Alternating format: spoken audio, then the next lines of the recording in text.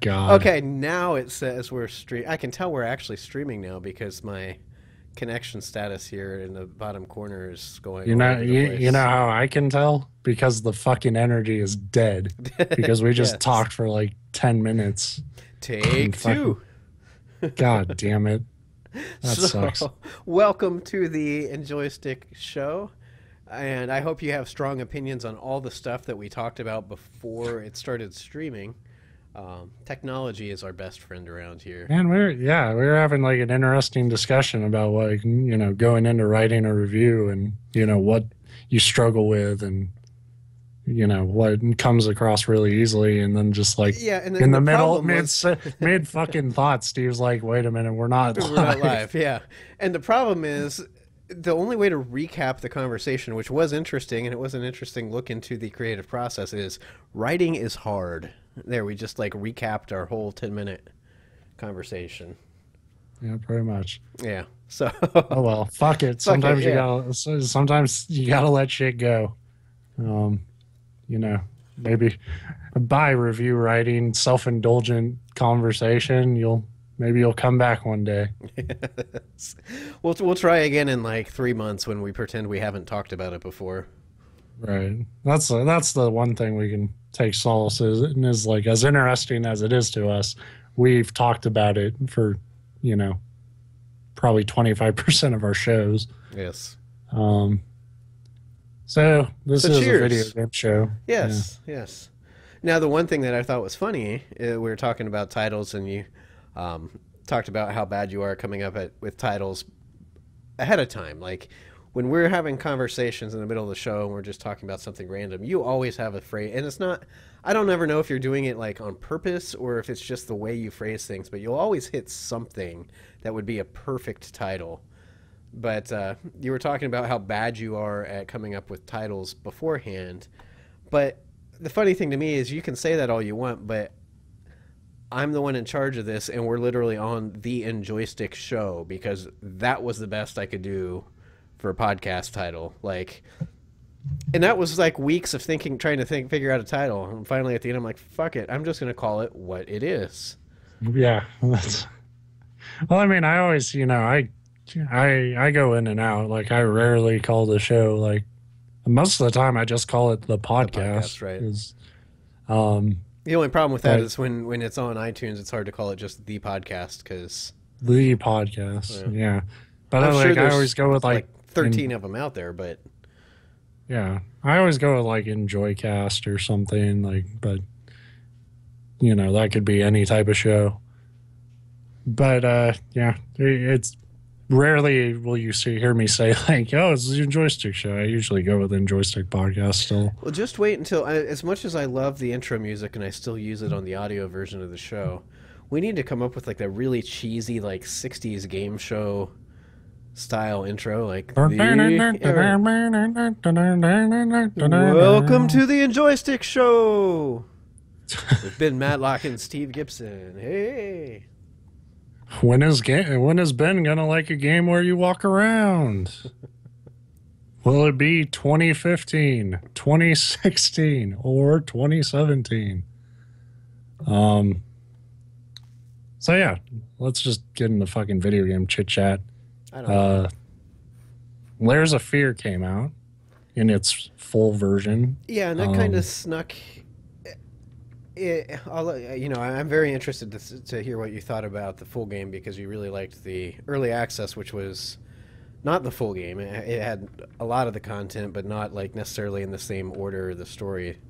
But Layers of Fear seems to be a good example of what I would fear about early access if I was a developer because it got a little bit of attention, not a ton, but a little bit when it hit early access. But that was because it was right around Halloween, and Right. then like by the time the full game comes out, I didn't hear crap about it for one, and even when you did hear about it, it was kind of like, oh yeah, that thing that's kind of been out for 4 months or Right. whatever. Yeah, it is kind of a like if there's any benefit to like getting in on it with early access is it's half it ends up being like half the price. Like it's like $20, I think, and I ended up spending like 10. Right. And you know, I do like the game, so I don't want to like shit on it, but for some reason that feels better to me. Like as a $10 game, I enjoyed myself. As a $20 game, maybe I would have been harsher on it. I don't know. And Um, I don't know, maybe this is like confirmation bias or just random, coincidence, but it seems to me like a lot of these games that feel good in that $5-10 range are creeping up to the $15-20 range. And right. we could go into, we've had that conversation before. I don't want to minimize that to like, oh, 2 hours is worth 10 minutes or 3 hours is worth, well, Well, it whatever. I has said that more wrong, to but do yeah. with execution than how much time you're putting Right. into it. Like if it's a well told story, you know, I don't really care how long it is. Today on Twitter, like you got me into a tweet chain with somebody who was kind of curious about it. He had bought it, I think. And I talked to him a little bit, and he asked me to, you know, compare it to Firewatch, which is the, you know, immediately like just coming off that review and stuff and not really liking it. And there is some similarities there in a game where you kind of just walk around a house and you explore a little bit, but you know, you don't really like it's not really a puzzle game. It's not really a, you know, action game of any sort. It's just, you know, it's added to that long list of, you know, walking simulators out there. And like the way I kind of phrased it is like they both sort of fall apart near the end. Like they don't really ever deliver on their promise. And and I think that's equally heartbreaking because I think both games have really interesting premises that you could do a lot with, but instead it just sort of flounders in both cases. Like nothing really happens in Firewatch. Um, and the stuff that happens in Layers of Fear doesn't seem to matter because like that story, like the setup is really interesting, but it never really develops beyond that. Like you go from room to room and you pick up stuff and you read letters and you can piece together sort of this story. And maybe it would be more clear if I got everything there was in the game, but the game doesn't really seem designed for you to get everything that there is because the whole game is sort of based on this idea of sort of panic, anxiety, uh, exploration, where you're going, you know, you go down a hallway and there will be like three doors that you could open, but you can only actually go down one. Like, you have to kind of pick, and it goes down a sort of different room. And I don't really know how the game does it. Like, it's actually kind of brilliant design where, like, you rarely are able to like get back to where you were. So like it's kind of just like you have to pick, you know, pick what route you're going to go, and the game just sort of progresses down that level. But I don't really know if that means I'm like missing stuff along the way because there is like sort of a sense of collectible, you know, mechanics in there where you'll find photos and just memories and stuff, and they'll all be back at, you know, your art studio, which is the basis of the whole game. um if anyone's curious what it's like, I did play the early access. It's available on my YouTube channel, that whole playthrough. It was a lot rougher then, but they have polished it up. The game ran really smoothly on my computer, which it, according to the minimum requirements, it shouldn't have, but it worked pretty well. Um, but yeah, you know, the what has changed from early access is it's still basically the same order of events that I went through. I mean, it stops you about halfway through in the early access version I played, but they added a lot of new rooms and new twists. So a lot of the stuff that happened in the game that I experienced back in October was very different in this final version, and it looked a lot more polished.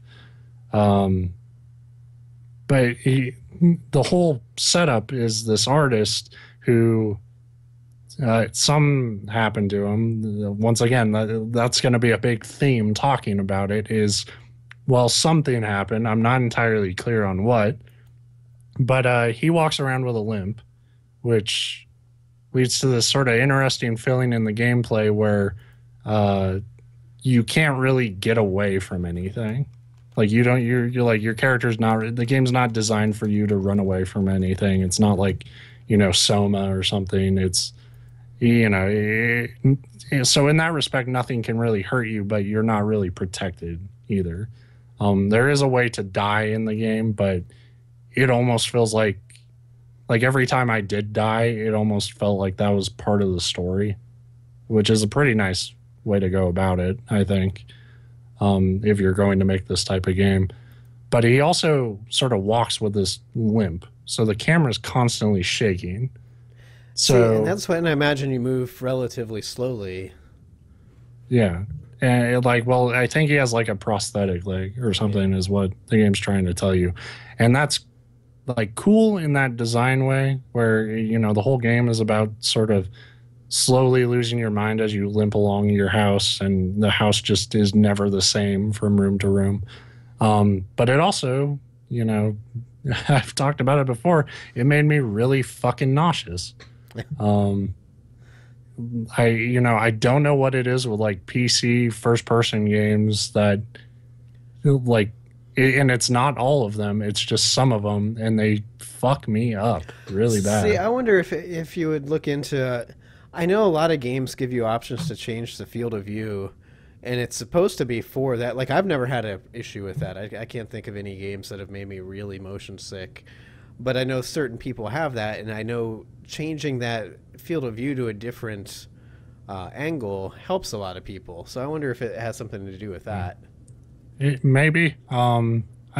The October stream I did though didn't I didn't have any problems, so it was sort of weird, but it wasn't so bad. I felt worse playing Half-Life 2 than I did playing Layers of Fear, but but it was something I was kind of dealing with, so maybe that took me out of it a little bit, where I was like, well, I don't even give a fuck what's in that room. I just want to go because I feel terrible. Terrible, yeah. The game, like the other thing the guy asked me about was, is it more tense, like just sort of that tension atmosphere building, scary, or what type of horror game is it? And kind of once the jump scares start coming, they come pretty quick, and then the game really suffocates you with them. Um, and it got me, pretty good at a few times. Like I'm not somebody who will just like I don't just dismiss a game just for having jump scares. Um, like I think that's something that can be done right here and there, but I also do understand if like you're just tired of them because that's what so many horror games do.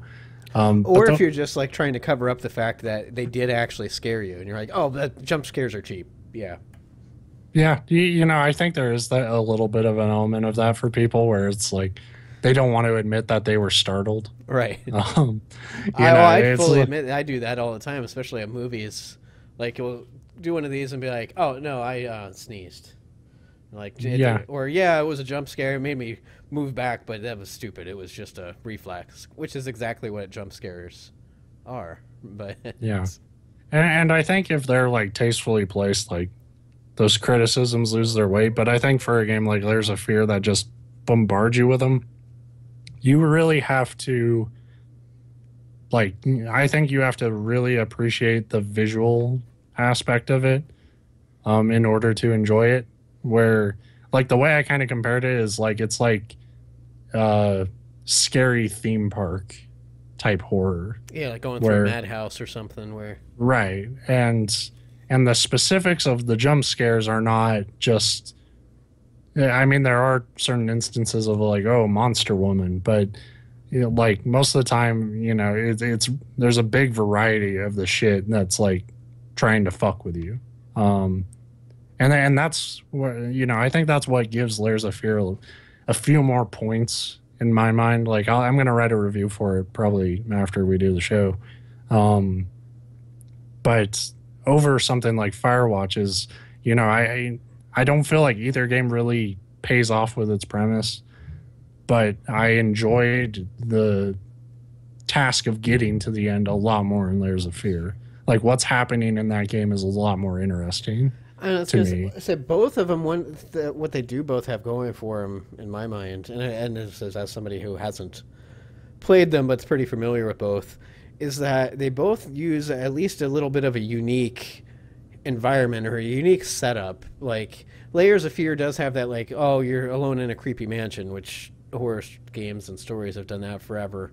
But from what I Yeah. watched of your stream in October, it was really cool how it was set up. It wasn't just like, oh, this is a haunted mansion and there's ghosts everywhere and monsters. It was Yeah. really like playing with your head as far as like what's going on. Like, am I just fucking going insane? Like, Well, that's what I loved about the story, and that's why I talk about it and I say I like it, but there was sort of an element of like, oh, that's it, yeah. because the setup to me is gold, like, and it's a great, and it's still a great idea for a video game because, it's one of those things that like no other, like playing through it, like no other game, well, no other film or book could really tell Layers of Fear's story and be as effective. Like you have to be in that perspective. I can't really say the same about Firewatch because, nothing fucking happened in Firewatch. um, but so yeah, like you take control of this artist who he's clearly gone through shit, and like that's you find out along the way, and I do appreciate sort of that aspect of storytelling where it doesn't just slap you in the face with everything. But it did feel like there was going to come a point where the game would sort of open up about everything that happened and what's going on, and it never really does. Um, so it leads to this ending that's both appropriate for what you've been playing, but also not expressly satisfying. But along the way, all these jump scares and stuff, it's a different sort of haunted house story where, like, the haunted aspect isn't the house, it's your own fucking brain. Where, like, for you playing as this artist, the actual layout doesn't mean anything to you anymore. And you're just sort of going from door to door and, like, just leaving just sort of this wake of fucking panic and destruction wherever you go because you need to find that thing that will help you finish this masterpiece. And the more I think about it, like, I kind of like what the ending did based off of that. It's just like I said, like by the time I finish the game, I'm flipping through all the extras and stuff that you collect on the way, and there's just a lot of empty spaces, like shit I didn't find. Yeah. So it feels like there's a huge chunk of the story I didn't get, but what I got there was very promising. So you have to I sort play of it wish, again. That's called replayability. So in I our little suppose, but grid I'm box, that's fucking a busy. 8 out of 10 playability, or what? I hate breaking down reviews like that, but yeah, Right. yeah, But it's just sort of this weird sort of thing where it's like I like what that story promises, but I feel like if your game is focused on delivering that story, if that's what your game offers and that's it, it should do that better. I think it shouldn't be something I have to like find an FAQ or something to like where the hell do I go to figure out what the hell happened here? right. You know. What And I if it's something they want to keep vague, then I think there was probably better ways they could have done that Yeah, too. because that's what makes you wonder. It's like, did I miss stuff, or is that stuff not? Because that would be something I could see doing if I wanted to leave like holes in the story to leave it vague. Like have you collect journal entries, but intentionally have like there's no page 13 or whatever, so Yeah. that you're forced. But then you got to make it very clear that you're doing that intentionally, like at least by the end, maybe not during the game, but Yeah, yeah, and that's kind of the vibe I get from the ending because the ending, like I won't spoil it, but the ending does sort of make you feel like, oh, everything you just did, everything you played through is not meaningless because I don't want to like that sounds like you're demeaning the experience, but for that character, like the fact that he's going crazy, like that's not something you resolve in the playthrough. So you don't like find your pills and all of a sudden you're Yeah, and then you're fine. yeah. Like, yeah, splash some water in your face. Billy Like you found a McGee. All right. working Yeah, bathroom. cool. Um, but yeah, so I haven't fully, read my review when that goes up because I'll have it all connected in my head. This is me still trying to put together how Yeah, I kind of actually felt processing about a it, right. game Right. immediately after playing it. And, um, but where I kind of stand on it right now is like, it's not perfect, but it's interesting. And that's really all I can ask for a type of game like that. That was the problem I had with Firewatch, and that's where I think Layers of Fear, even if it's not like, oh, this changes how I feel things now after playing Layers of Fear. I'm not just a dead shell anymore. A tear came out. Just wait until It's you like walk downstairs and your mom has one of those old timey record players like sitting there just out of nowhere, like you don't expect it. You just turn the corner and there it is. You're like, oh my right. god, I'm going insane. Yeah, so I like it. It's one of those type of games that, like, clearly, I keep putting a lot of thought into, and I keep, going back and forth on what I liked and what I didn't like, and well, maybe this thing I didn't like was actually benefited the game in some way. It's an interesting game to think about, but it's also there's nothing I feel like it kind of does that's just a full home run. So, and like I said, I feel a lot better about playing it for $10 than I probably would if I paid 20. Right. So, if you got in on early access, I think you're gonna like the final version a lot. For I $20, I think it's and really I for someone who maybe wanted more of PT or something right. like that. Well, and I hate to say it, but it's probably one of those games that will go on Steam sale like all the time. Maybe. I think they'll probably It keep might it be a there little for a while. while, right? But Yeah, I think you'll I could probably see see it on some the stuff summer like that sale. in Yeah, October. Um, no, definitely in definitely, October because that's when all the horror stuff yeah, goes. you But know, but yeah, it's something to think about if you're, like I said, it's kind of, it does take a lot of those ideas from that PT thing that wasn't quite a game, but wasn't really a trailer. So but did you hear? I don't know. I didn't read the actual article. Maybe it was just a picture from back when PT was still a thing. But I saw somebody talking about Norman Reedus meeting with. yeah, they were hanging out Yeah, with yeah. he was hanging out with Kojima. God, why Yeah. couldn't I think of his name? He's been gone from since like Metal Gear 5. So it's been like, oh, he's been away from Konami for 3 months. Now I can't think of his name Well, anymore. to be fair, you didn't. You don't. It's not like we're doing this show and you got a big Zone of the Enders poster behind you or something. Like Right. you're not. It would have been weird if like I, I'm trying to think. I'm reminds trying me, to think of a developer you actually like are I was making crazy fun of my about. wife because she doesn't know anything about games or developers or stuff, and that's not why I was making fun of her because that's just not her thing. But she went to PAX with me a couple years ago, and we met Suda51. She actually is the one that talked to him. I was in an interview with somebody else, and he came out from. It was right before Lollipop Chainsaw came out, and it, I love the idea of him pitching that to your wife. well, and it wasn't to be. It wasn't like she and him were sitting there just shooting the shit because I think he had like an interpreter or something. I think he speaks English, but very broken. But anyway, so she met him, and I explained to him like, yeah, he's got a pretty like, not like he's like the superstar game developer of the world or anything, but the people that follow him are like rabid. Like he pretty much had a crowd around him the whole weekend. And then when there was something about Kojima, and she saw me watching something. She's like, "Oh, that's that guy I met." I'm like, "No," like there.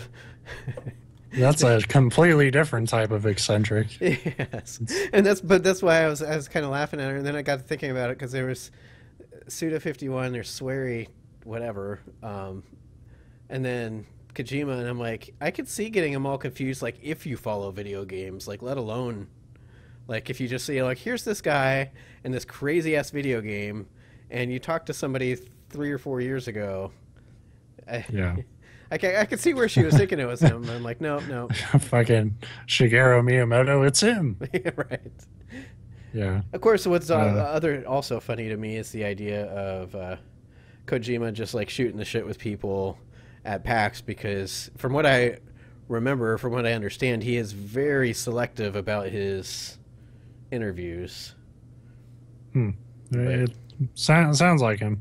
Because I mean, like, you know, well, someone like that, that's probably for the him. best. You're right. After Metal Gear Solid 5, like an interview with me would probably end with me shouting at him, throwing a chair. Where's and then the fucking crying. ending? I want my ending. Exactly. You couldn't stand your ground. You got fucking Kiefer Sutherland, but you couldn't fucking stand your ground and keep the goddamn game intact. Piece of shit. I really just see you like him sitting down and be like, "Oh, all right, I'm happy to be here, Ben. What would you like to talk about?" And you go, "Hold on." You just get up and you lock the door, and then you say, "You're not getting out of here until you tell me how that damn game ends." Like, come up with the ending right now. Well, no, that's what sucked about it is I know how the game ends. He told everyone, and it would have been a lot better. Yeah. If it actually ended that way. Or at least I would have been okay with it, because like it branches the two, sort of the big boss story and the Solid Snake story, in a way that series kind of needed. But don't tell Konami that, because they think they can keep making Metal Gear games and it'll work somehow. Good luck with that. Well, they were done with video games until that one sold a bunch, and now they're like, well, wait a minute. Maybe he knew what he was doing. I mean, it still could have been dumb luck, but well, it definitely it was. I think, and given the track record of that series, they had no reason to believe it would be the gameplay critical success that it was. Right. You know, like, oh, you're making it open world. Like, how the fuck will that? It's still awkward to control, isn't it? And turns out, no, it actually plays really well once you get used to it. And I guess the other thing to keep in mind is just because, and I don't know what the final sales numbers were like, but I know it sold a lot. I know it sold well, but I don't know if it sold well enough. Yeah, and even if it did, you got to consider, like, just because you made your money back or made a profit doesn't mean that you wouldn't have gone bankrupt if you had to keep payrolling the project because you can only like keep putting it off for so long. Up until you release your game, you're literally just hemorrhaging money. So just because you might make it back in the future doesn't mean you won't go bankrupt first. So I mean, there's probably it's probably not as one-sided of a issue as we'd like to think, considering I know if I think you agree with me. It's like I like to side with Kojima there, because it's easier to be like, oh, evil, stupid business corporation people, but I'm Which sure they are. Yeah, but I'm sure it wasn't completely one-sided either. No, and I would be, you know, because we're so ignorant to like what actually happened. For all we know, they probably, you know, forced Kojima, like, look, this has to come out now because we're done funding it. And for all we know, that might be the only reason they got a profit. Yeah. Like, if they kept going as long as he wanted to, maybe it wouldn't have worked out that way. For all we know, they didn't get a profit. I don't know. I don't know what the numbers are like. Right. But that's what I mean. Like, you know, I can't actually question their business decisions. I can only do it as a consumer, where they're going, I don't want to go. Of course, we do have those other hints, like if you show up at the Video Game Awards, we're going to sue you. Like, that one seems to be harder to say that was a business decision. Right. That was dickish, and we gave them an award for that. Yes, we did. We gave them an award for a lot of things they did. So once again, good on them. More video game stuff. I think I may have, like, I hit a weird point in XCOM where I kind of like the strip. What's that? I said a weird point, huh? Where I don't like the stress has gotten to the point where like it used to be a game where like I think I even said this last week where it's like it's a hard game to start up, but then it's a hard game to put down. Now it's a very easy game for me to put down. I like I get into it and like the first mission just I'm just like rolling my eyes like fuck another like 8 turn countdown before I fail. And just like I feel like I'm maybe misremembering Enemy Unknown, but it didn't feel like there were so many like of these conditional missions. Yeah, well, Like I can't. I never played through to the end of that, but I've played very long, multiple campaigns because I'd like get wiped and have to start over and that kind of thing. But they didn't come up for a long time. Like you had to get pretty far into the game before they'd start throwing those at you. And yeah, I never got a bunch of them. And I hated right. them. The bomb defusal ones were my like absolute like Yeah. least. And the first one you get is a bomb defusal one, but now it's just fucking any time you need to collect anything. It's like you got 8 turns. And I'm just like I don't want to do that. Like It cuz Well, the thing like the fun to me is, is yeah, that takes the fundamental. What makes XCOM good is like the whole tactics, and when it's like, well, basically with 8 turns, you're gonna have to just fucking run and hope, and it's like, okay, yeah, it's like I hope you have an autosave back here because whatever route you take to sprint to your objective is going to, like hopefully that works. Otherwise, you have to reload. And it's either that or I'm like rescuing people, which isn't, those ones aren't really that hard. They're just annoying because it's usually like maybe it's different on higher difficulties, but I'm playing on easy because fucking game is hard.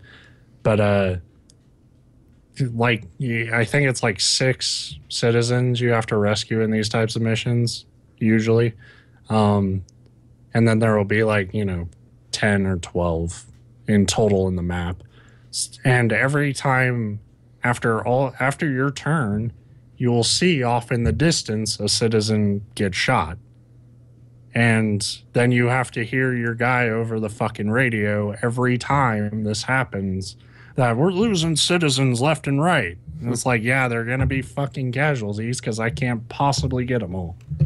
Because literally after your first turn, they start going. yeah, and that's starting to sound like old school XCOM. Like I think I talked about it last week when we were first. I know I talked about it on Twitter, but like the old original XCOM games, the Terror from the Deep was my favorite out of those. But they were not fair. Like they were completely set up to be you'd land your ship and all your people would be on it, and I think that's how XCOM 1 I think had them already kind of out in formation. But you'd literally be like on the inside interior of your ship and you'd have to like walk down the ramp and position your first move was getting your people out of the transport, and a lot of Right. times you'd have enough movement points to like literally get to the ground outside your transport, and you'd end your turn, and you'd have one or two people get one shotted from across the map, like, and it wouldn't reveal the aliens. You would just see this shot come in like blue, blue, blue, blue, blue, and it just dissolve Yeah. like your heavy soldier or something. You're like son of a bitch. Like there was Yeah. nothing I could have done to prevent that. Well, But that's the unfairness. Like it's not even so much in those missions because, like I said, you can pass them. Like if you kill all the enemies, as long as you save 6 people, you're fine. If you kill all the enemies, you usually end up saving. Like it automatically applies the people you haven't picked up yet. So it's like you kill all the enemies. It's like, oh hey, I went from 4 to I saved 8 people. So you always get the objective done in those situations, but it's just fucking annoying after every time a citizen gets shot. You got the goddamn guy in your ear going like, "Oh my god, they're killing all the citizens." Like, yeah, dude, it's fucking war. We're a small resistance camp, and they are the goddamn alien galactic army. Like, well, of course they're going to fuck us up. Where, but where the game is really starting to drag for me is the outside stuff, the base building stuff, the overworld map. shit. Like it feels like, I there were certain parts about Enemy Unknown in that aspect I didn't like whenever you had to fight a UFO, that was just stupid. But now it feels slower. Like you have to like watch your ship slowly go across North America to get to Mexico, to get to the goddamn HQ where you can build shit faster. And then like you can't do anything in that mode without something popping up immediately saying, "Hey, you got to go take care of this shit." And so it's just this really stressful, just you get to so like, oh, I'm going to go scan this area because it says there's supplies there. It'll take about 5 days to scan for supplies. Like 4 fucking things will happen when you're scanning in those 5 days, where it's like, oh, you're just sorry, Commander, we got to go save the goddamn resistance in fucking Washington. And it's like, I don't want I do it, yeah. What you need to do is you need to train Washington to save themselves. Well, they're the resistance. We're all the resistance. Why the fuck do I have to do? Why do I and my 4 fucking troops have to come save the day every goddamn time? And it's this annoying feeling every time I start up the game where I am going to try to do one thing and 8 other things are going to come up along the way, and then I'm going to just end up with getting nothing done. Because it's like, okay, so these enemy missions pop up in the middle of me actually trying to make progress. Okay, I dealt with those, but then since I didn't make progress quick enough, the ever counting up bar that is just your doom is filling up. So it's just this annoying feeling of like, I'm not doing the shit that matters because I keep getting sidetracked with this bullshit. Because if I don't do that, that fucking bar is going to blast through the roof. And then like the aliens are going to finish whatever the hell they're working on. And then I have to deal with that. And that's not going to happen because I still have level 1 gear on all my guys. So it honestly feels like it was kind of. I almost feel tricked. What if the aliens are really just building a chain of Starbucks, though, like intergalactic Starbucks? That's That's the propaganda. That's what they would have you believe. And I honestly I don't care. I kind of feel like that after playing this game for a few hours. I kind of feel like that bald dude in the first Matrix movie, where I'm just like, you know what, fuck it, I want to go back in the Matrix. I'm imagining you playing this like, you know what? Humanity is what made this fucking game. Let them die. Like, seriously, like it feels like the areas they made it more, quote hardcore. Like I feel tricked into it because there's still that fucking game I love in there, but like I play it and I'm just like, man, I don't need this shit. I've heard a lot of that though, Like you didn't have to go scan for resources on the world map in the last one, and right. It kind of makes me wonder how much of it was like, oh well, they did such a, I don't want to use the word perfect because nothing's ever perfect, but they did such a good job streamlining the last one, and then it's like, well, we can't release the same game, so we got to add some mechanics. It's like, did you really have to add mechanics? Yeah. Well, they could have, but. Like, my whole thing is, like, that shit should be really snappy. Finding supplies and stuff. And, if I'm going to go out of my way from the direction, like, the actual scanning itself should happen pretty quick. And there shouldn't be a million things that happen if I'm only going to get, like, 20 supplies or something. And it's just a lot of management shit that, like, there was an aspect of that in Enemy Unknown, but it, like after you build like the first couple of things that you need to, it never really felt like you were doing it wrong. Like you were building your base and like what you prioritized. And then I've gotten to the point in the game where like so many people are specifically saying we need this and this and this, and I've built like 2 things. Like, and because it takes fucking forever to get like the space free to build new rooms and stuff.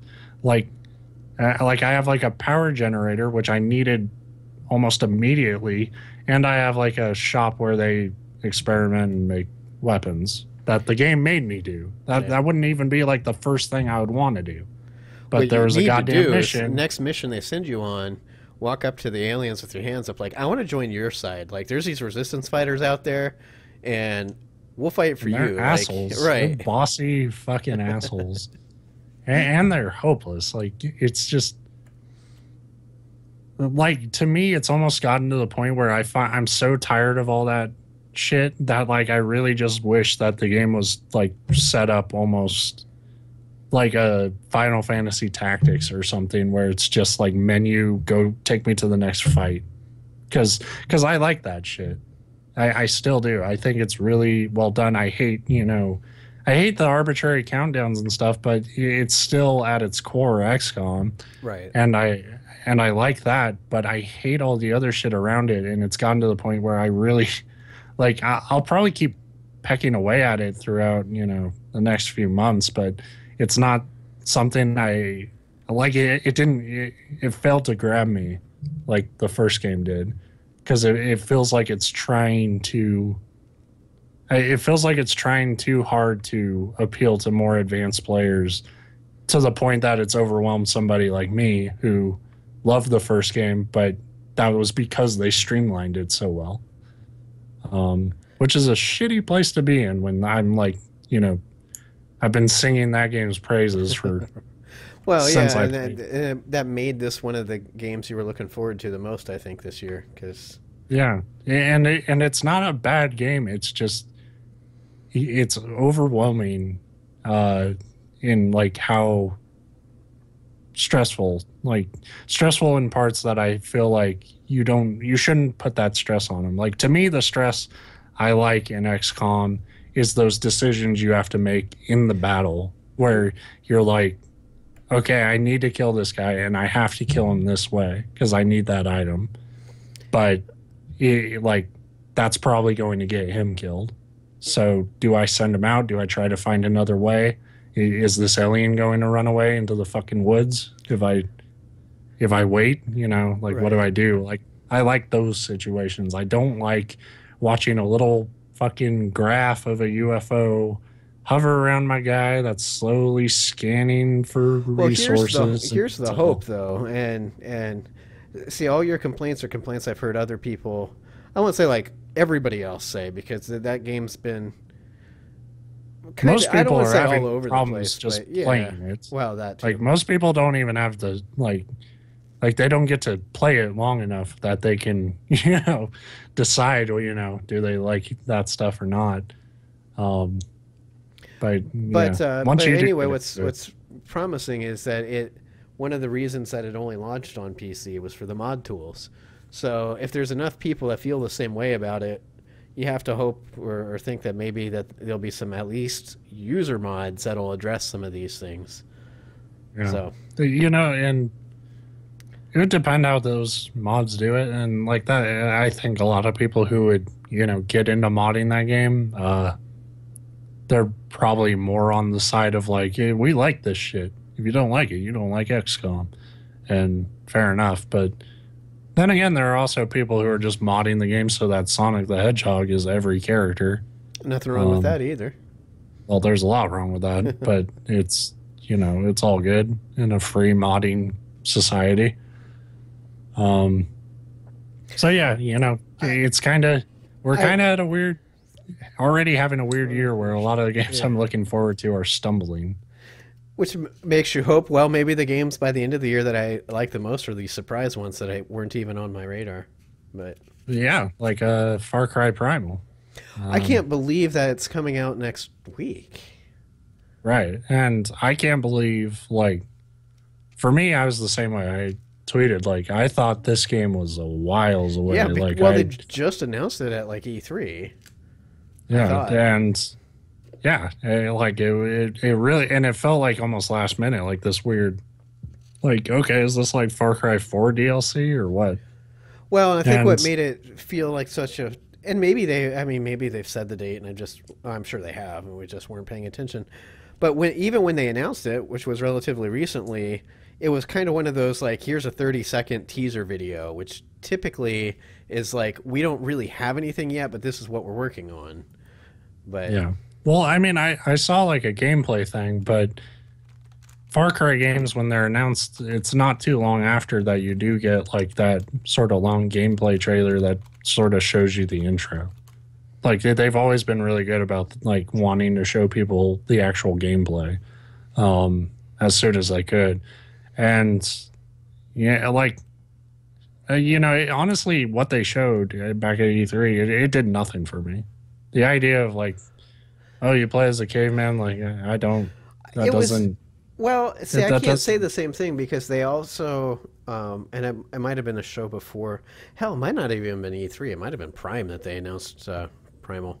But there was that other something like Horizon or Dawn or something where you're also almost like playing as like caveman type people, except for it's Yeah, supposed to happen in a future. caveman woman. Yeah, where everything's been wiped out and humanity's basically restarting, and you're hunting dinosaurs, but Yeah, they're like robot. I forget what it was called, but I saw that and I yeah, thought, well, that looks pretty cool. And then I've always said, like, kind of half jokingly, but like, not many games explore like prehistory setting. Um, yeah, so when they announced it, I was like, well, that's kind of cool, but it's kind of like, really. Uh, yeah. but Well, and I'd like what I'm saying is before I was kind of in that camp of just like that doesn't. Why would I want to play as that? And then like I watched a video of it yesterday, and I'm like, that looks like it could be really cool. Um, who from knows how what I it'll turn understand, out. there's like some supernatural elements to it too. Yeah, and there always kind of is in those games, or at least there's some drug-induced supernatural stuff, which is in some ways more Yeah. real. Um, but it's like it actually looks really cool, and it like maybe it could fix some of the problems I do have with Far Cry. Like I like the Far Cry games, at least the last couple. Um, but those worlds do seem kind of segregated. That was my big problem with four. Was like there's just artificial boundaries where like you can't go there yet. If they could do a game and find a way to do it in a way where like the world was seamless and you were really put in that position of like a prehistoric, hunter, um, and like I'm just wondering, like, what story could you tell with them? Because they don't have, our language, so it's, like, what are they capable of communicating? Like, do you have like any specific bad guy, or are you just like trying to fucking live? Is the bad guy the goddamn Right. saber-toothed tiger? Well, I mean, or Um, anybody else with the club. Like, yeah. Well, I mean, obviously they're bad guys, but these games have like specifically three and four, they've been all about these like really charismatic supervillains. Yeah, villains, yeah. and like, can you really have that? And if you can, is it awesome? If you don't, what do you do to fill that gap? And I'm just really curious now because like now I'm kind of on board. Now it seems like a really cool idea. Maybe it's just out of desperation because I need a new release to really fucking be good. Yeah. See, and that's what I've been a lot more hesitant about spending money. And it's funny because it's like it's panning out, but just by chance almost. Because every time that these games come out, like XCOM 2 and Firewatch and stuff, it's like, man, I'm this close to breaking down and just buying it. And then it comes out and everybody's like, yeah, they're pretty good, but they're not. And it's like, whoo, I'm glad that wasn't like. Yeah. Although I did spend the $60 on the Division, and I'm very excited because there's another open, well, not another open, it's open beta weekend this weekend. So I will be streaming more Division right here on the Twitch channel. But like that was my one big purchase, and I think I'm gonna like that, even if it's not doesn't turn out to be some like groundbreaking, amazing new thing, just because it's Yeah. gonna have at least that like repetitive but addicting like hook that most of those games have about like constantly upgrading your abilities and your gear and stuff like that. So I don't think I'm Sure. gonna regret the money. I really enjoyed the beta. I don't think it's gonna be like my game of the year, but who Yeah. knows? I Yeah. one of Yeah. one of the things that I said on Twitter this week, because this is what the show really is me just recapping all my tweets. But I saw a headline somewhere where they're like, "Oh," and I forget what game it is, but they're like, "Here's why this game could be, or here's why this game's a strong contender for Game of the Year," and it's some game that comes out in like April, I think. And it's like, fuck that. You can't write an article about why this game is going to be a strong contender for Game of the Year when it's 2 months away from launch and you don't know if it's And even going then, to work when it comes out. Like, well, if you're talking about Dark Souls 3, I'm right there with you. But other than that, yeah, that's uncalled for. Nah, I agree. I think it's really weird when people like I'm constantly ranking shit I play, and I'm always like keeping that in the back of my mind, like, where does this stand with the other stuff I played this year? But I couldn't like say like, oh, XCOM 2 will be my game of the year. Like, but even like a week ago when I was really enjoying it, that would be crazy because I have like fucking 18 games that I know about coming out this year that like could be better, or they could all be fucking terrible. yeah. Um, Maybe this is the year that the video games finally die. yeah, Like the but prophets on the sidewalk have been heralding for at least the last 5 years. I don't know. There have been worse years. Like now, at least I have the money to buy these games that I'm not quite enjoying. So it's not like I'd Yeah. be pretty fucking pissed about right about now if it was like before I had a job where Yeah, the like, little bit of money you have, you spend on these, and hey, great, I got Firewatch and it fucking did nothing. Awesome. Like now I can like, there's at least like, well, well, that's $20 down the drain. yeah, But buying them doesn't mean that you won't ever be able to. Well, not ever, but you won't be able to buy another game in the recent, future. yeah, and I can kind of just, and I can spend money a little more freely, knowing that like I do have a job and there will be more money at least in 2 weeks, and I can kind of say like like it's a good spot to be because this is what I like to do. It's not even so much do I like the game. Like if you like the game, then great. But I like playing different games and I like sort of critiquing them and like sort of it's why we do what we do is, so I can even what you do is so I can bitch about it.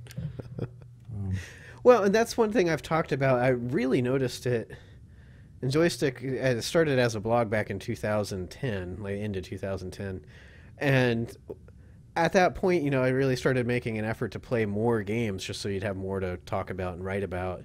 And that got me playing a lot of things that I would have never played prior to that just because or just on your own. yeah, like even something like Marvel versus Capcom, one of the millions of iterations of that, because I'm always like, I don't like fighting games.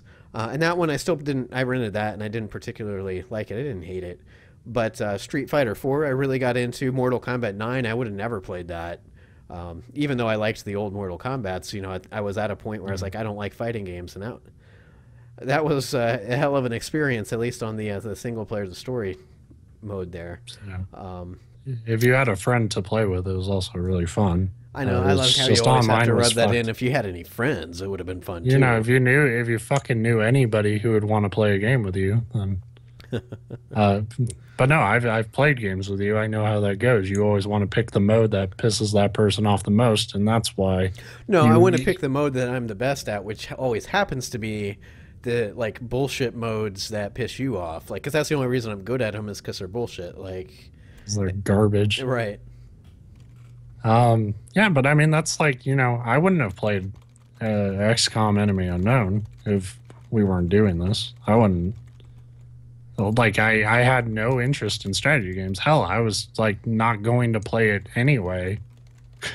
And then like so many people were talking it up, and like you were, you were extremely excited for that game before it came out, and when it came out, you're just like, oh, it's really like it was one of the few times where you talked about a game I had no interest in, and like I got interested in from what you described about it. So that is the upside to writing about video games. The downside is you actually have to write shit. Um, Says who? I don't remember the last time I wrote. I do have a review I get to write for that game that we loved so much. Play it a couple more times just to give it like it's the fair final, shake. yeah, shakes. But Well, you should write that review because you liked it more. which isn't really I saying much. That's like saying oh, whatever. Oh But God! But could you imagine my review for that? Like if you would just like pass that to me, like, hey, you want to review Move or Die, and I'd be like, boy, do I, and it would be like two sentences. Just if Move or Die is fucking bad, don't play it. If you do play it, don't play it with Steve. because he'll win because he's move or die champion of the world. Yeah. So this isn't really my video game story, but fuck my brother, he doesn't have his own podcast, so I'm going to take it. He's been playing Final Fantasy 13, replaying it. He likes those games. I know, what a weirdo. And I guess there's like that game has hunts where you go and you like there's just these giant monsters in the field that you get a lot of money for or something. I don't know. I never really I pay attention to the game for like 3 minutes and then I go and take my character to the NBA finals. Um but so today Yeah, I was I at like how you work. say that like you're throwing that in his face. Like I watched a little bit, then I take my character to the NBA finals. Yeah, because I do, because I'm a winner. Um, but he texted me while I was at work today. I just get this text where it's like, "Why the fuck is there a cover system in Final Fantasy 15?" And like, why is there stealth and a cover system in that fucking game? And I thought it was really funny because when I watch him play Final Fantasy 13, he's at this point where he's like down to the last hunt and it's just this giant turtle that's fucking him up. Like, and he's put in hours of grinding. He's done everything he could to prepare for this fight, and this turtle is just ruining his shit. And I come in and I'll watch him play it, and I'm just being a dick. And so I'm just like, why is your guy with guns not hiding behind cover? Like, why is he not far away? Why is he just standing there letting himself get hit? He has guns. Shouldn't he stand further away? And I'm just being an asshole. But it is kind of true. And so I sent him back a text like, they have a cover system in the new one because they saw what that fucking turtle did to you dumbass. And, that's something I don't know how it'll turn out. There's a lot about Final Fantasy 15 that's really up in the air. Like it could go either way. It could be this splendid return to form and like this new ambitious Final Fantasy game, or it could just be fucking the shit that just buries the series finally. I've But I talked feel about like that before too, because there's something about that game, and it's stupid, and I keep like wanting to punch myself in the face every time I think it, because I've tried so many times to like Final Fantasy, and it's not like, oh, I think the closest I could get was like 3 maybe back when I seen it. I forget which one it is where you start out almost in like mechs. And I know that whatever, I can't keep track of them all. It was like that one was like bearable, and the rest of them I've hated, like not just like disliked, but hated. And then every yeah. time I see 15, I'm like, that looks kind of cool. Yeah, well, the last video they showed where they showed like the stealth and cover stuff was the trailer where I was like, God damn, that's actually turning into something. Like Yeah. now I'm curious. But it's also like, my response to him, my serious response to him was like, if they're going to go in this direction where Final Fantasy's combat is going to be more real time, then I want that shit to play a part in it on Right. some level. Like, I think that's something they should try to do if they're going to call it, a real time game now. Like, cover should matter. Your environment should matter. If you're hidden behind rocks, I don't want just enemies in a specific range to storm me. Like I want that to be a factor. And and honestly, Final Fantasy has nothing to lose by being that ambitious. You know, it's kind of like for me, it was kind of like Metal Gear Solid 5, where it was like, you know, the open world might fuck everything up, but they might as well try it because I'm not playing them anyway. See, So that's what I was going to say. Is it worked? Because I would have said the exact same thing about Metal Gear, the way they were changed. And not that I loved the other like mechanics, but it's like, well, that's a completely different game almost, and it worked so well. Um, Whether or not they'll be able to, I say they because they're completely different companies, but Final Fantasy, if that plays out the same way, it could be really awesome. But it is a risk. But what, like kind of like what you said, what do they have to lose at this point? The four people that liked the last Final Fantasy. yeah, sorry, I'm getting Emergency text. texts. My mom lost her debit card, so Oh, she's I took it. Sorry. yeah, that's fine. Like I said, my thing is I didn't want to buy video games this year, but I'm okay using like stolen cards to do it because that doesn't Right. count. Yeah. She's one of those people who's like just haphazardly throws shit in her purse. And I'm so not that. Like, I don't know where I get this from, but like for me, if my card is not in like the right slot Oh of my yeah. wallet, I'm like, it's in the wrong spot. It's missing. Oh my God. I know. I have a Oh, heart it's attack still in when I my like wallet. flip my wallet open and my card's not sitting right where it always is. Yeah. Like, and I'm one of those people who like, yeah, I say one of those people, I think it might just be me, but yeah, like I almost feel like I'm constantly patting myself down to make sure I have all my shit. Oh, yep, I do that too. Like just like it's just every every couple minutes squeeze. Yep, cell phone still there. You know, all right, right pocket. Yep, still my goddamn billion-year-old Zune still there. Uh, and nobody took my wallet. Nobody better have fucking taken my wallet. I hate when I go somewhere and it's very rare because I there has to be a specific reason I don't. But if I don't take my wallet with me on purpose, I'll still like every now and then like pat that back pocket and then like have that split second of like heart attack. Like, oh my god, my wallet's not there. And it's like, well, duh, I left it at home or whatever.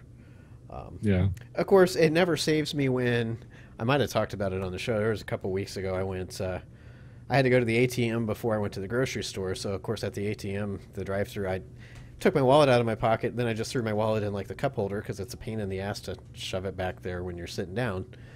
And I got all my grocery shopping done, and I was walking up to the front. And fortunately, it was before like they scanned everything. I always do self-scan anyway. It was before that point, but I'm like walking to the front of the place to leave, and I reach back and I'm like, son of a bitch, I left it sitting in my truck. So that's always fun yeah, when it's like, well, I'm gonna inconspicuously like leave this full cart sitting here near the door, run out to my truck, and come back and hope somebody didn't start like putting my shit away, thinking somebody just abandoned it. But yeah. Which is what they're the amount of people who probably come in there and like, oh, I just forgot my other card. I'll be right back, and then they never come back. right, Like that's retail for you. It's a lot of yeah, because the a real lot of thing people is, come in with like fake cards and yeah. they don't work, and then they're like, oh, I gotta go check with the bank. I'll be right back. It's weird that they don't come back. Yeah, that was like the first day I started my current job. It was like near the end of my shift, some woman came up with like just all this expensive shit, Xbox One, a tablet, and she had these noticeably weird, just black credit cards, which I was just like, those are some sort of fraud. And none of them fucking worked. And she was like, "Oh, I'm gonna run to the bank real quick," and she never came back. And You my hear the boss, tires like squeal as she peels off. It's like, eh. and for me, that's that. Um, and my boss was like, "No, you need to ask for her ID, and like be ready to call the Well, cops." because And if you stuff. have 8 fake credit cards, you surely don't have a fake ID, right? Right, and I'm just like, so much of my job is like stuff where I'm being asked to do things, and I'm like, you don't fucking pay me enough. I'm not a goddamn security guard. If you want that, go fucking pay for one. I'm just a clerk boy. No, you should throw your life like down. You should lay down behind her car so she can't back up without killing you. I've already thought about like situations where like somebody just wants to pick a fight with me. I'm going out the fire exit that'll set off an alarm. Somebody Like I've reaches already in, got my like route. now I'm picturing a customer like who keeps his wallet in his jacket pocket instead of his pants pocket, and he reaches in to pull it out to pay, and you're just like, take the money. And And just take it. he pulls out his wallet and explains it's not a gun. He's like, oh, it's just grabbing. You're like, I don't care, take it. Yeah, Just don't. it's I can hit a button and this will open and you can not punch me in the face. But I'm not robbing. Well, just in case you do want to in the future, here, just go for it. I'll tell you how to open this if I'm not here. So yeah. Uh, No, my job now they like shit because our store is so shitty. They now have people like we have to empty our pockets before we leave and stuff and put them on a table. Like it's like Employees? airport security. nice. And I'm just like I do it and I'm just like, you guys don't have anything here I would take. Like I'm not a thief, but if I was, like, you would not have anything worth a damn to me.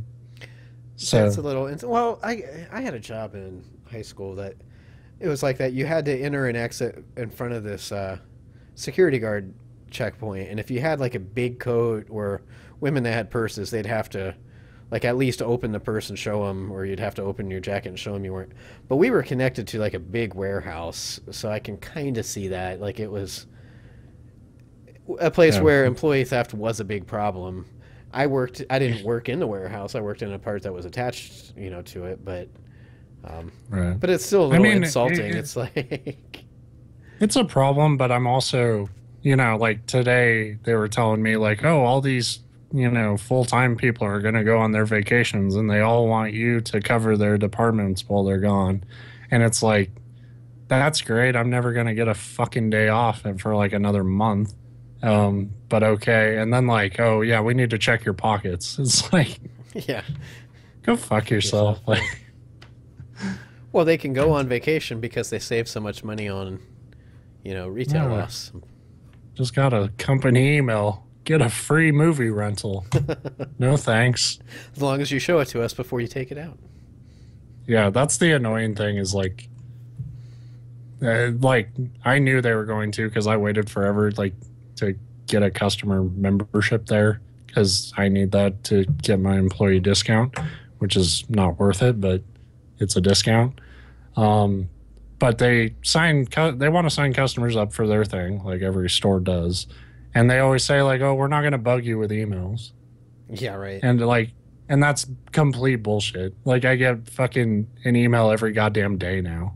It's like, and I work there, so it's only handy to me, so I like kind of know what we're doing at the store. But Yeah.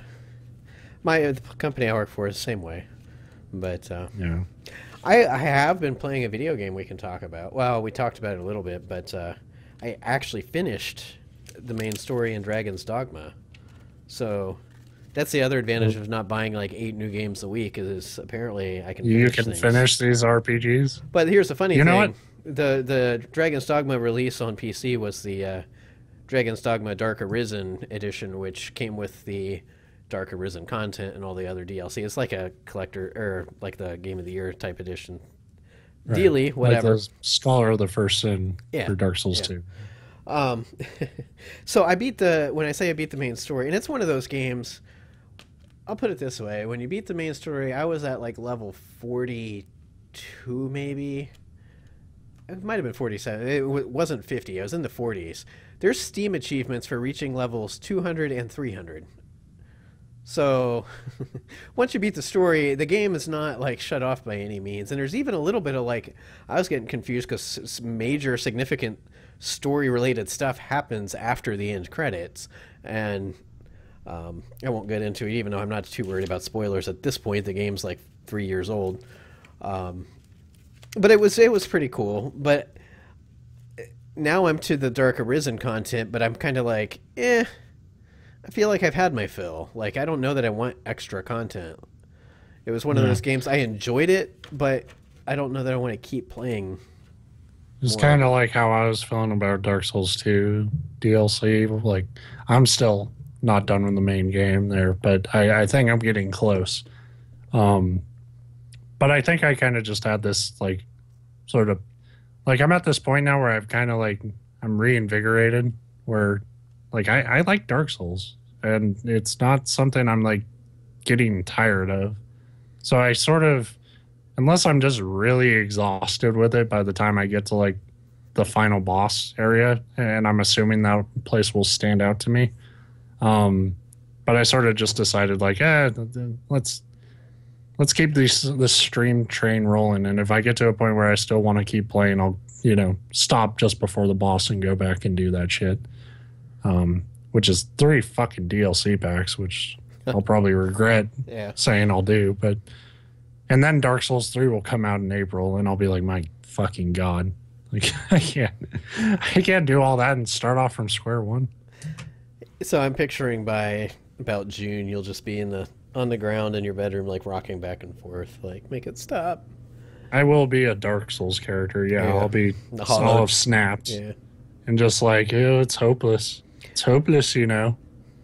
Um, But I said something on Twitter where there are a lot of parts to Dragon's Dogma that kind of remind me of Dark Souls, just like from a feel perspective, from the fact that the whole world is open. You can wander and explore wherever you want. yeah, But a lot of times that means you're wandering into shit that's way above your head. But it's not.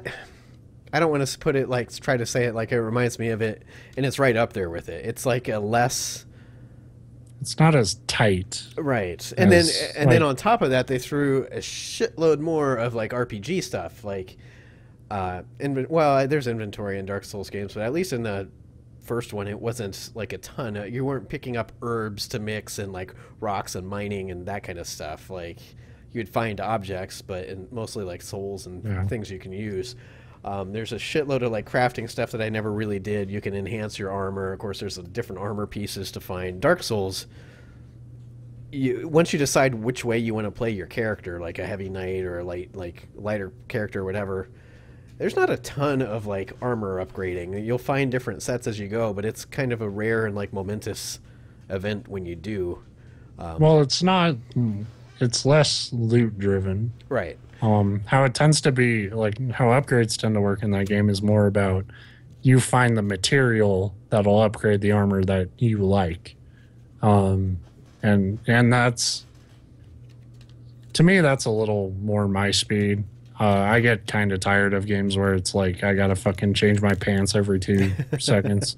I can like both, but they're just different. They're different feels. Like the Dark Souls feels way more focused and way more like the combat's more tight. The Dragon's Dogma's combat's kind of Yeah. sloppy. Well, when we talked about it, on tons of times about like how, like I kind of see Dark Souls as like this evolution of sort of old school game design where like a Castlevania or something where like before you started a level, the game would like zoom out and show you the map and it would show you all the levels until you get to the end. Like Dark Souls kind of feels like it's doing the same thing. It's just not showing you that map at the beginning. Right. So it feels very sort of level to level. And Dragon's Dogma, I never played that much of it. I think I played like a demo when it first came out, but it struck me as a game that was trying to be a little more open. Yeah, it's more RPG in that respect. But the world's small enough and everything's connected. That's kind of where it reminds. And it's the whole going out and exploring and then coming across these epic encounters. What it lacks is, Dark Souls. As you progress, every epic encounter is a new, unique boss.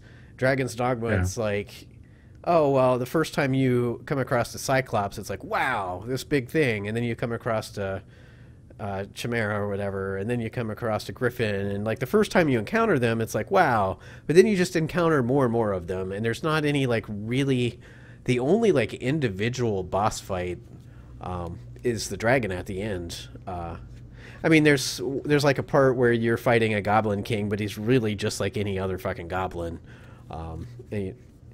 But I liked the game. It was good. There was some annoyances. One of the things that really made me mad after the fact, I didn't find out till I was reading some stuff. Um, in the PC version, you talked about how one of the big complaints was traversal because you're fucking walking around this stupid island like constantly. Um, and there's a mechanic where you can find these port crystals that you can set them places, and it lets you use fairy stones to teleport to them.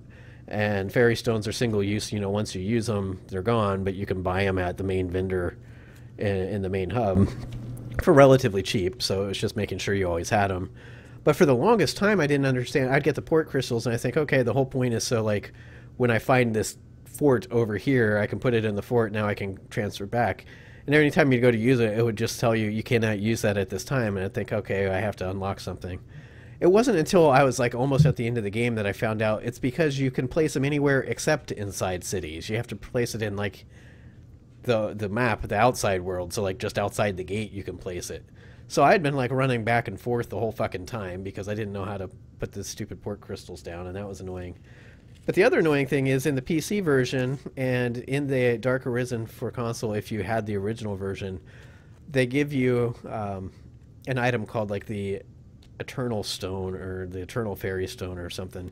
And it's just a single item that isn't single use. You can just use it over and over again, so you don't have to fuck with fairy stones. But they never really tell you. It just shows up in your like tavern inventory, and if you never notice it's there, it's like, oh, well, that was cool.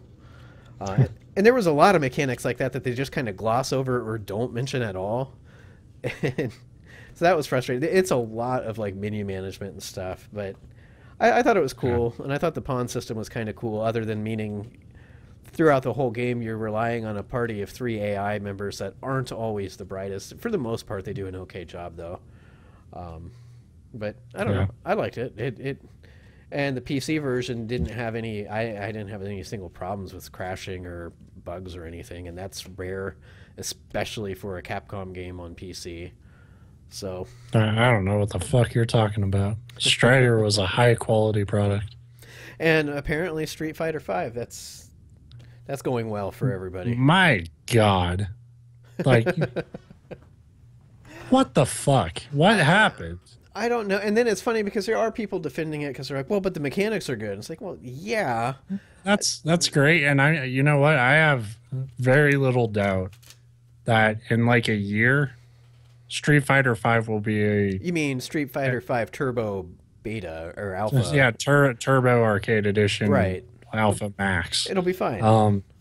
It'll probably be, it'll be what they're setting it up for, which is to be, kind of the fighting game, where for the more competitive minded player, because a lot of the stuff they added in like matchmaking and stuff, a lot of that, like, it doesn't work yet, of course, but it seems like they're prepping for like, oh, this guy you played with, here's his stats. Here's how he wins. Here's how he loses. Here's the things he's good at. Here's the things he's bad at. And like, there's just a bunch of graphs and scores and stuff that don't fucking work, but you can tell that they're going to maybe one day. And that's something that sounds like if it worked would be really cool to have in a game like that. Right. But how do you not have basic shit when it comes out? Like, how do you not have a mode where you can just fight a computer? Yeah, that's the part that, like, at first the complaint I heard was that, like, they're like, oh, well, character story mode is stupid because you can get through, like, each character's story in, like, 7 minutes. And it's like, oh, and they're just, like, it's not even, like, animated or cool. It's just, like, really poorly drawn, like, static screens, like, oh, and now Ryu goes off to the hibachi grill and orders steak and chicken. It's like it's kind of, I watched a little bit of the Giant Bomb Quick Look where they went through Birdie's story, and the character models do talk, and then it cuts to like these still frame drawings, which is okay, but it just feels in the sense of like Street Fighter 4 did that, but they did that in like after the fight, like it would be a cartoon thing, and then just some text would pop up. Like, I kind of get that's the style, but for that to be what's there in a $60 game, well, and my thoughts, and that's your single player content right now. My thoughts on that at first were like, well, I'm surprised that's even there at all because we already found out, and I'm not agreeing and saying this is okay, but we found out a couple weeks ago that the actual single player story mode is coming at a later date. And I don't Yeah. think they even said when. It's just like, well, we're going to have to release this content separate later. And there was a lot of backlash there. So when this came out, and I'm like, well, then everybody's like, the single player or the character story modes are really short. It's like, yeah, but I'm kind of even surprised they're there because there's supposed to be more coming. And again, I'm not saying that that's okay, but that didn't surprise me. And then when I found out that there's not even like an arcade mode where you can just fight AI like through a ladder or something, I'm like, Yeah. that's kind of That's important because you can't always play online. Yeah, and sometimes you don't want to play a goddamn story mode. Like Right. to not have that in a fighting game, like Well, especially a it's competitive so fighting basic. game where you need practice and stuff. Like that's how I would Right. learn characters. So Well, it's something so basic that it almost seems like they outsmarted themselves by thinking like, here's how we're really going to change it up. We're not even going to have an arcade mode. Like, no, you want players to have an arcade mode because there's sometimes you just want to dick around in Street Fighter and you don't want to play online or you can't for whatever reason. Maybe because your matchmaking doesn't fucking work. right, and that's all the stuff. The more I hear about it, like I kind of have to wonder if this single player more. They described it as kind of like Mortal Kombat 9, 10 type like cinematic story mode. And that's coming later. And it's like, yeah, was that always even planned, or did you get close to release and realize, oh fuck, this is all we have? Like, I guess we should add something. Well, like I made a joke on Twitter where it's like, yeah, it's okay that they don't have any of this shit because they plan on, making you pay for it later over the course of 5 years. They Right. are committed to Street Fighter V as a platform. And it's just baffling to me where it's like, Capcom, this is the one thing you were doing right lately is you were getting your fighting games like, like when they came out, they were good, and then you supported them well, and now you're like doing the complete fucking opposite of that, and it's just embarrassing to watch. Where it's like, because the people who play it, it's all say the same thing that like in the game, I really enjoy it. I think it does a lot of smart things. It's really fun to play, but like, how do you justify that to anyone but the obvious like competitive Street Fighter fan? Like, because so much of their sales pitch was like, oh, well, it'll be accessible to veterans and new people. That's something we really wanted to focus on. But the lack of content out the gate, like that's not going to appeal to new people. And then when they release the stuff later down the line, if it's anything like me, I'm going to see it and be like, oh, it's a new version of Street Fighter V. That's not going to be for me. Right. It's going to be for people who have the old version of Street Fighter V and played it obsessively. Because then you're going to get to that point where, like, players have gotten so fucking good, you don't have a chance. That's what somebody was talking about on. They have two fight sticks for their PlayStation 3, which I assume work on. Did this come out on PlayStation 3 as well, or just 4 and PC? I think it's just 4 and Or PC. PC. That's what I thought. But so I assume it's just his fight sticks work on PlayStation 4. And he's thinking, well, maybe I should get Street Fighter just so I can have something to use these fight sticks for. And I mentioned something like, yeah, I mean, that would be the only thing that has me like half interested in it, because I've got this like $150 fight stick I bought for Street Fighter 4 that's just like sitting here since I quit playing that on 360. It's sitting underneath my desk, not getting used.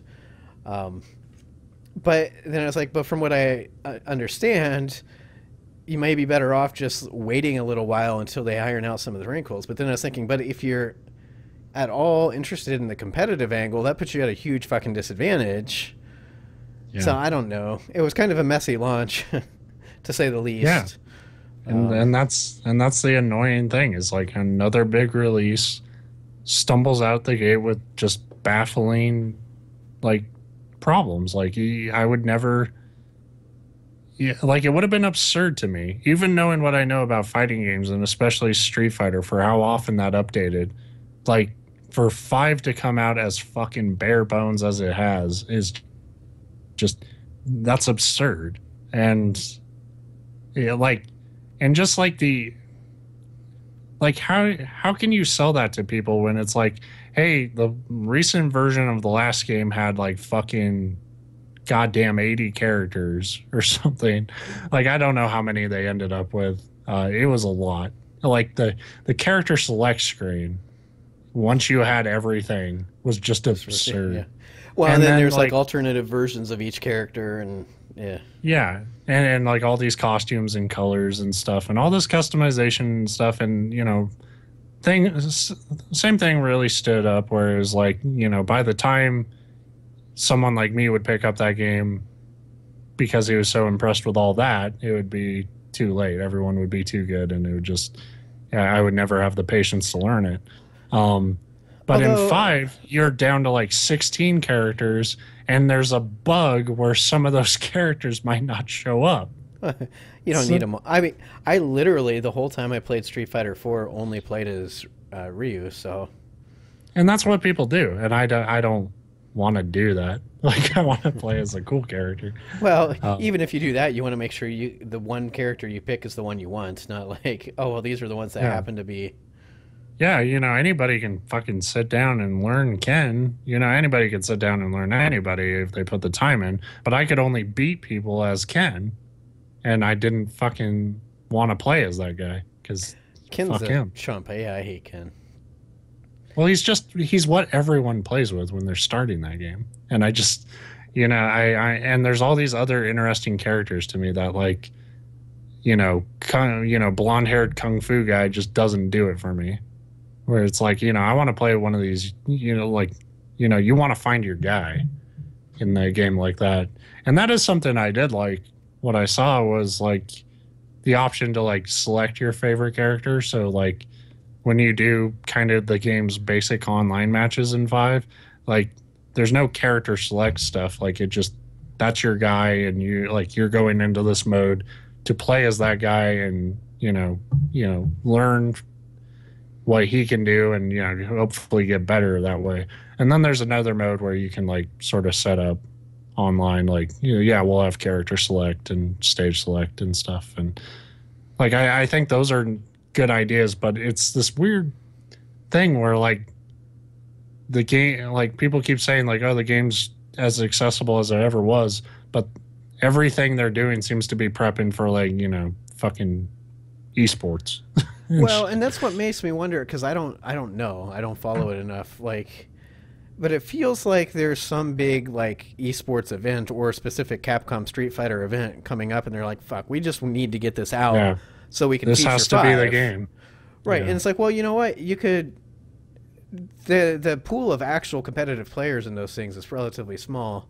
Like, you could have released a special like tournament edition or whatever. Like, that's just literally the bare bones. Like, we want You're to show. assuming they won't do that in 3 years. Oh, yeah. They have a tournament edition ready, but it's it's gonna take a Well, I while. kind of meant the reverse because typically their tournament edition means like extra shit or like Right. tweaked shit, and I mean the opposite. Like, they should have released like a esports edition. Like, it's literally just like nothing but online. Here's the players we have now. Like, none of this extra shit that's broken. Like, just Yes, I personally come from the, maybe call it bitter if you want, but fuck those people. They should release the game when it's well, done. yeah, I was gonna say that's what they really Like, should do is just release it when like I it's don't, I actually don't, I ready. don't But think they should get an early build of Street Fighter because we're gonna be playing it for years. Fuck you, get good at it when everyone else has to. Um, and you're there. Like half those people are gonna be like four is better. So, which people did with like three when four came out. And shit. Like that's just always, that is the cycle of fighting games, is like most everybody goes to the new game, but like half of them will fucking bitch the whole way. yeah, Where it's just like, this isn't like the game I fucking grew up with. No, sir. but I mean, it has to not be the game you grew up with. Otherwise, I'd be pissed that they're calling it Street Fighter V when it was really just Street Fighter 4 slightly tweaked edition again. Yeah. Because we've already got like 13 of those. Right. But I don't Yeah, know. I It's just- just weird. It was not a ideal release, that's for sure. But Yeah. I'm just, and like it's so weird to me, like to see so many games, either like maybe I just don't care for them, or they have all these problems, or they come out and they're not fully done. And it's gotten to the point where I just like I have Twilight Princess circle, like I have it marked down like March 4th, and then like no matter what, I should be getting a good game there. That is I don't know. complete and done, because Nintendo has not like fucked me yet. Maybe they will, but I'm hoping they'll wait until the NX comes out.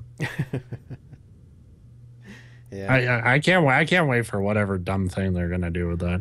I don't know what I don't know anything about it, And but X I will just have launch like this. their big launch title will be a remaster of all the Kingdom Hearts games. Mm, yeah, that would get me. That would fucking get me. That would piss me off, because I already have a lot of those remasters. God damn it. Speaking of Nintendo, real quick, because we're about out of time here, but a little earlier you mentioned Final Fantasy, like how XCOM 2 could just do the Final Fantasy Tactics thing and blah blah blah, and that made me think: any interest in Fire Emblem Fates or Twisted Fate, whatever that the new Fire Emblem that's coming out? Um, about the same as I don't remember the last Fire Emblem game to come out, but you had recommended it to me in kind of the same vein. Like, if you're enjoying XCOM, you'd probably really like this. And like I have this passing interest, but it just Fire Emblem just never seems like it comes out at the time when I'm like ready for it.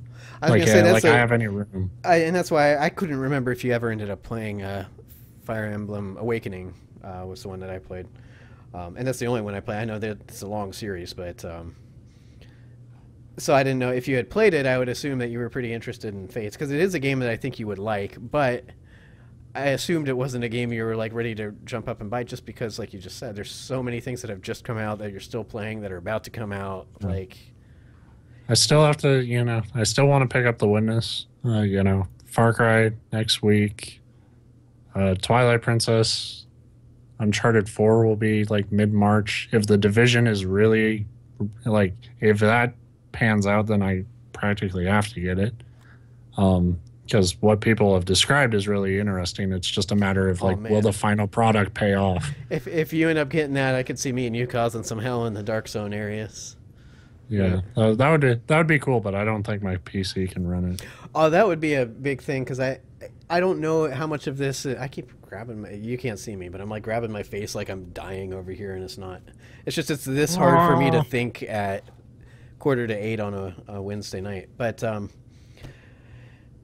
that's a good point, because my it's not like my computer's like way better than your. I think we're probably about the same hardware wise, but I've never had it. I played Witcher on not the highest settings, and that was the first game that I had to back down from the highest settings. And the Division, I had to way back down on the beta. And then it still looked like, not to the point where everything looks like shit or anything. It still looked really nice, but it really was taxing.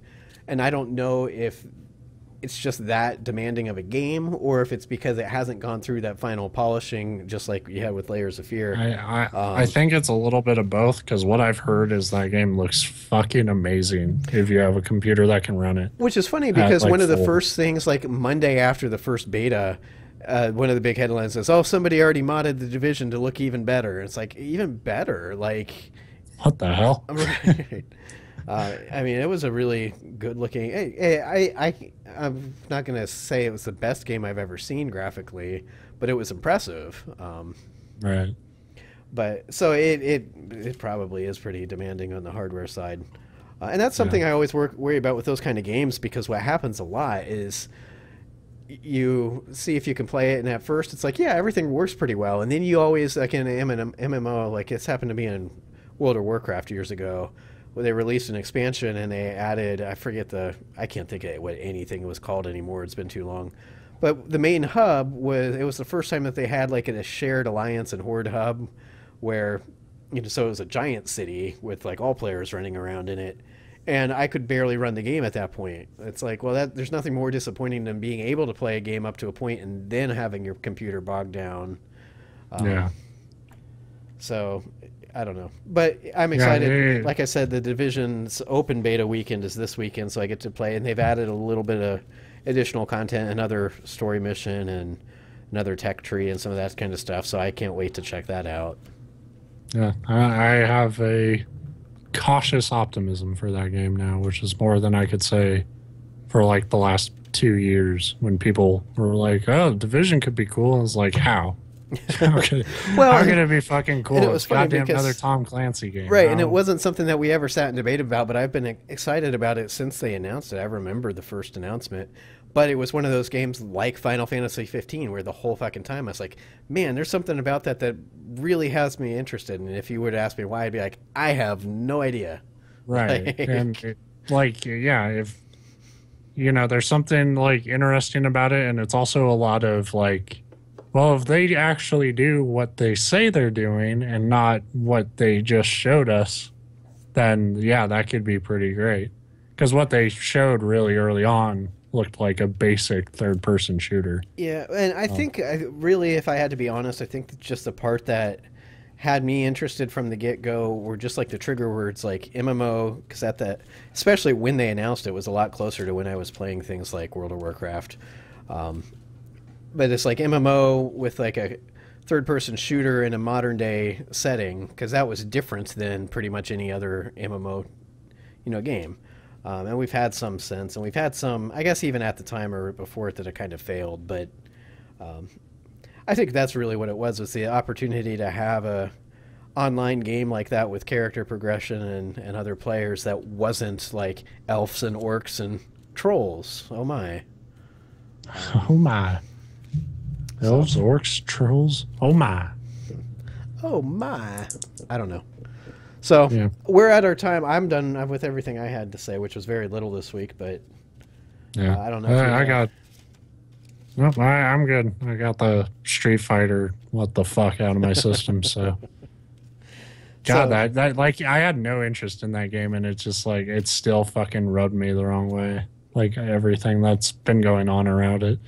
But I won't be writing about that. Look for my Layers of Fear review. Hopefully, coming up in the next day or two. Um, and you can check that out at njoystic.com. You can find the official Twitter feed. If you don't want to follow njoystic.com, you can follow it on Twitter at njoystick, and that'll let you know when our shit goes up. You can find Steve at Phaser3D, me at BP Matlock, uh, and Abraham Lincoln doesn't have a Twitter, but we'll make one for him. And it you can find him at Honest Abe. no, wouldn't it be like Real Honest Abe or the Real Honest Abe? At Hardcore Emancipator 52. Now I'm picturing a photo of wooden teeth with his name on, carved on each tooth, and him just tweeting America. Sto- Stovetop hat 4 score.